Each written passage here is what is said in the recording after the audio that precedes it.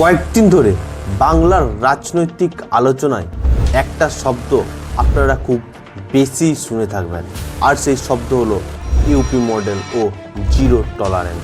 দুর্নীতিতে zero tolerance. আমরা এতে জিরো টলারেন্সের নীতি নিচ্ছি। করাপ্শনের ক্ষেত্রে জিরো टॉलरेंस भाग नहीं पाएगा। एक जगह से सब कुछ वहीं से उसको पता ही नहीं लगेगा, लेकिन अगले चौराहे पर इससे पहले कि कुछ हो तब तक राम नाम सत्य है की बात सामने आ जाएगी। কিন্তু আপনি কি জানেন এই উত্তরপ্রদেশ মডেল কি? যে মডেল সত্যি উত্তরপ্রদেশে কাজ করেছে বলে দাবি করা হয়, সে মডেল কি সত্যি বাংলায় কাজ করবে, নাকি বাংলার মাটি, বাংলার রাজনীতি, বাংলার সমাজ এতটাই আলাদা যে উল্টে এই উত্তরপ্রদেশ মডেল বাংলায় সবচেয়ে বড় সংকট নামিয়ে আনবে? আর সবচেয়ে বড় প্রশ্ন, এই উত্তরপ্রদেশ মডেলে বাংলাকে পরিবর্তন করতে 5 বছর সময় লাগবে, নাকি 10 বছর সময় লাগবে, নাকি আদৌ পরিবর্তন করা সম্ভব না? নমস্কার, আমি নয়ন। বাস্তবে ঘটে যাওয়া ঘটনাগুলিকে সহজ সরল ভাষায় আপনাদের সামনে উপস্থাপনা করি। তাই আপনাদের কাছে অনুরোধ, যদি ভিডিওটা ভালো লেগে থাকে তাহলে চ্যানেলটা সাবস্ক্রাইব করে দেখবেন।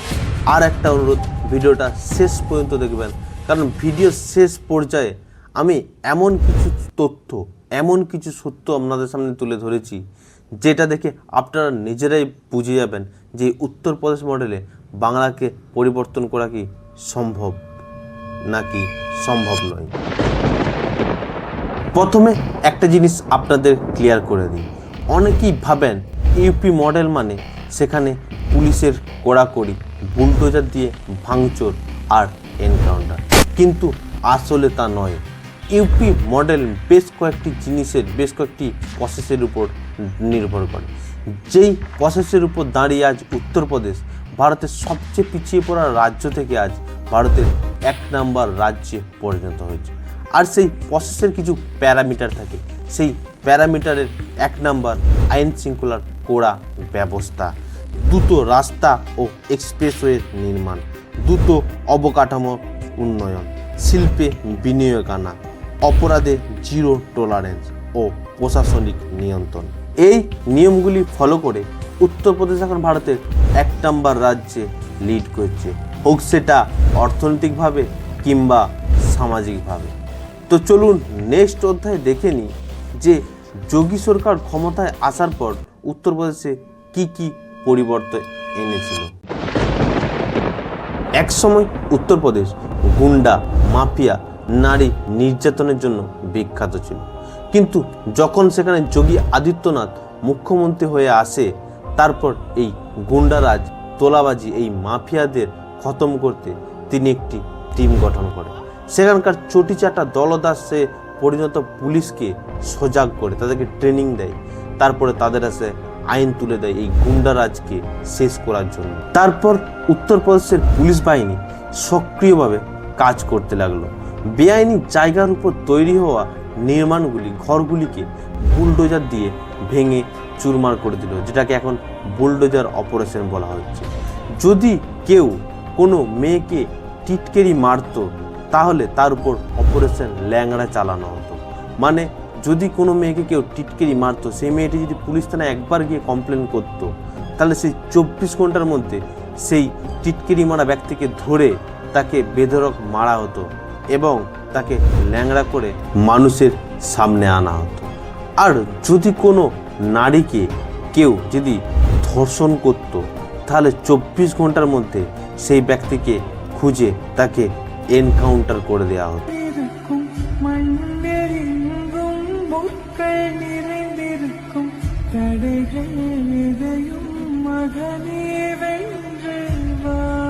वो भाग नहीं पाएगा। एक जगह से सब कुछ वहीं से उसको पता ही नहीं लगेगा, लेकिन अगले चौराहे पर इससे पहले कि कुछ हो तब तक राम नाम सत्य है की बात सामने आ जाएगी।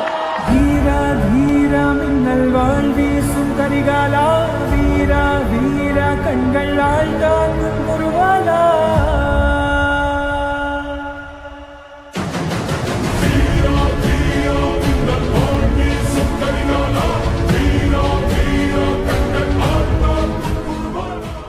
যার ফলে যে রাজ্যের মানুষ এই আইন শৃঙ্খলাকে মানত না, বেআইনি কাজ করত, দুর্নীতির সাথে যুক্ত ছিল, সেই মানুষের রক্তে রক্তে মিশে গেল আইন শৃঙ্খলা, ল অ্যান্ড অর্ডার।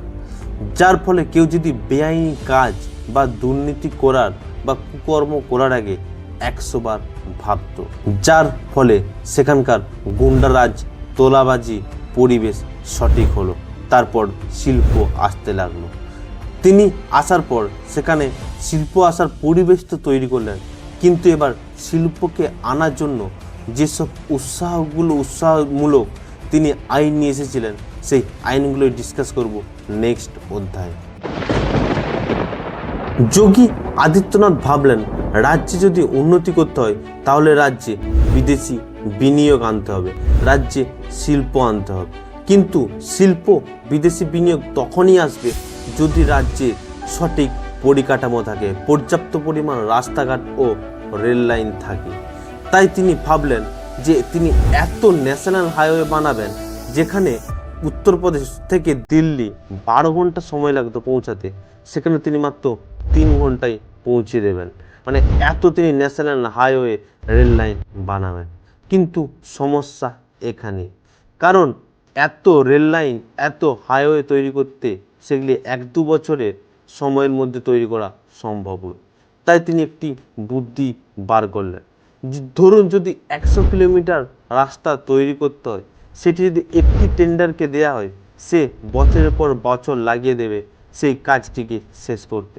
তাই তিনি যদি 100 কিলোমিটার রাস্তায় যদি একটা টেন্ডারের বদলে 10টা টেন্ডারকে 10 কিলোমিটার করে ভাগ করে দেয়, তাহলে সেই কাজটি খুব তাড়াতাড়ি করা সম্ভব এবং খুব তাড়াতাড়ি হয়ে যাবে। আর সেই পদ্ধতি, সেই প্রসেসেই হাঁটলেন যোগী আদিত্যনাথের সরকার। রিপোর্ট বলছে বিগত 5 বছরে পরিকাঠামো উন্নয়নে সবচেয়ে বেশি টাকা খরচা করেছে উত্তরপ্রদেশ। প্রায় 5,31,000 কোটি টাকা তার বাজেট অ্যালোকেট করেছে শুধু ওই রাস্তাঘাট, ট্রাম লাইন, ট্রেন লাইন তৈরি করার জন্য, যেখানে মহারাষ্ট্র মাত্র 4,39,000 কোটি টাকা। কিন্তু এটাই যথেষ্ট ছিল না রাজ্যে শিল্পকে অ্যাট্রাক্ট করার জন্য। তাই যোগী সরকার এমন কিছু পদক্ষেপ নিয়েছিল যা খুব সহজেই শিল্পকে রাজ্যে অ্যাট্রাক্ট করেছিল। চলুন কি কি সেই পদক্ষেপ সেগুলোই জেনে নিই নেক্সট অধ্যায়ে। রাজ্যের শিল্পকে অ্যাট্রাক্ট করার জন্য যোগী সরকার শিল্পক্ষেত্রে রাজ্যের যে আইন সেটাকে পরিবর্তন করলো। সেই পুরনো আইনকে তিনি বর্জন করলো এবং নতুন করে আইন নিয়ে আসলো।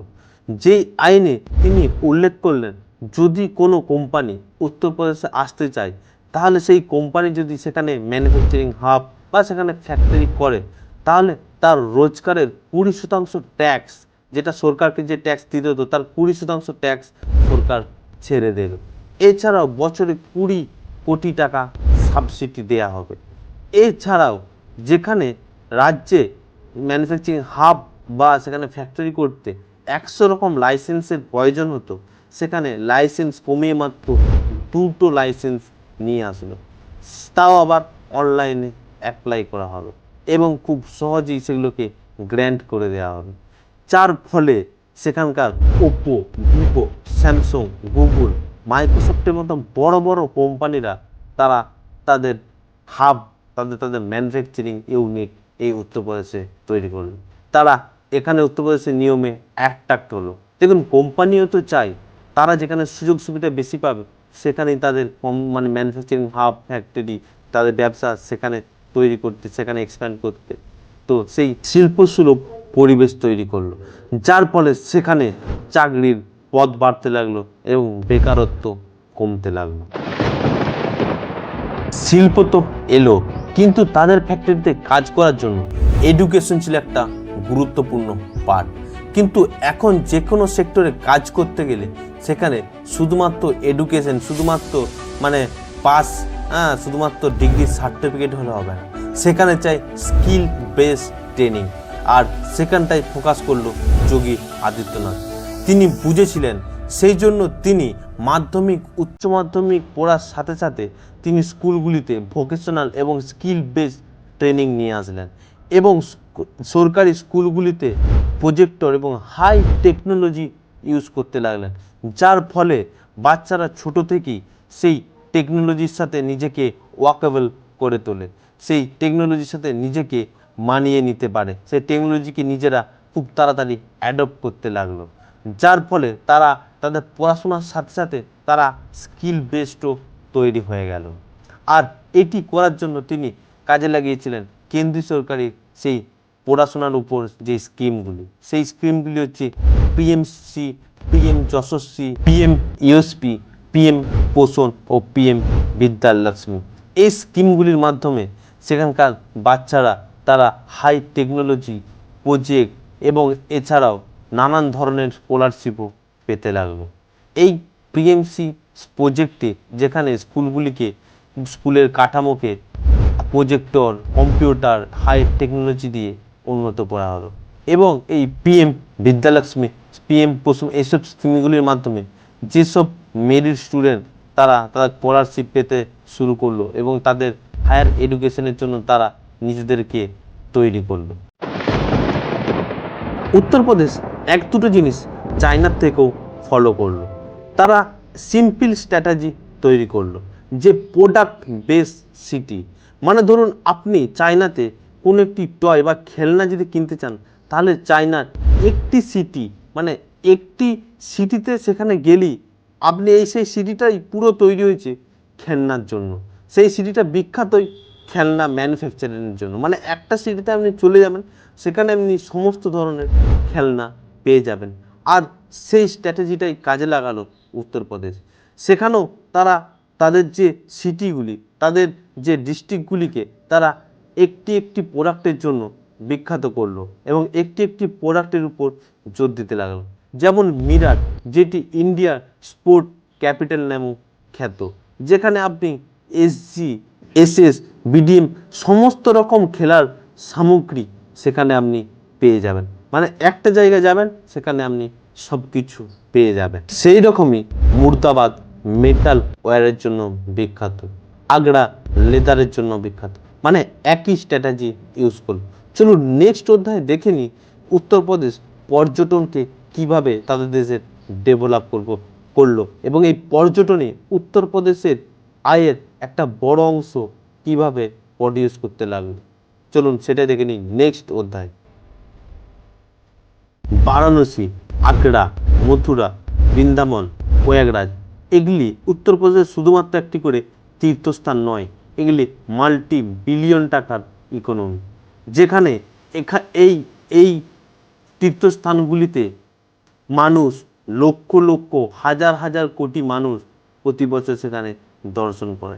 আপনারা 2025-এ এই প্রয়াগরাজ্যের মেলায় দেখুন না, যেখানে পশ্চিমবঙ্গ থেকে প্রায় কয়েকশো কোটি মানুষ সেখানে সেই মেলা পরিদর্শন করতে গিয়েছিল।